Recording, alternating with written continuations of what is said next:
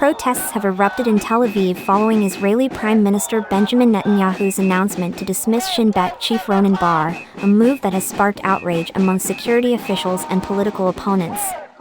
Demonstrators gathered outside the defense ministry, voicing their concerns over the potential risks to national security and the stability of the country's intelligence operations. Netanyahu declared firing Ronen Bar, the head of the Shabak. It's going to harm the hostages. Ronen Bar is one of the members that were included in the negotiation team. He was one of the members that I believe that offer my cousin is back home because of Ronen Bar as well. So it's not the time to do it. We are in Critics really argue that critical removing days. Bar, who has been overseeing counterterrorism and internal security efforts, could weaken Israel's ability to respond to ongoing threats. Netanyahu's decision has been met with backlash from opposition leaders, who accuse him of prioritizing political interests over national security at a time of heightened regional tensions. Supporters of Bar highlight his experience and leadership in safeguarding Israel against both domestic and external threats.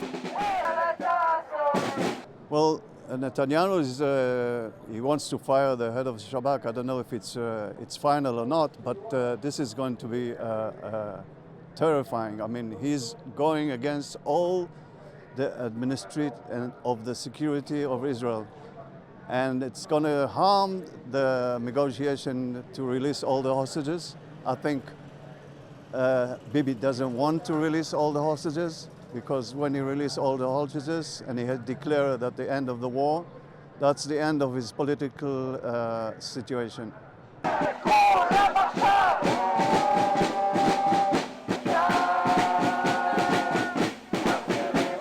Ronen Bar was one of the heads of the that were negotiating in Qatar to release the hostages. He fired him from that role as well, even though he is the one who brought us the current deal that released tens of hostages. And this is just another radical step towards Israel from not being a democracy anymore. This is a war against the hostages. It's a war against every Israeli citizen, and we will fight Meanwhile, against it. the Prime Minister's office has defended the decision, stating that it is based on strategic considerations rather than political motivations.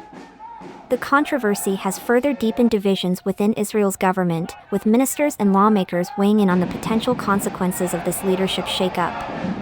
As protests continue and political tensions escalate, all eyes are on Netanyahu's next move and whether this decision will lead to further unrest or a shift in the country's security landscape.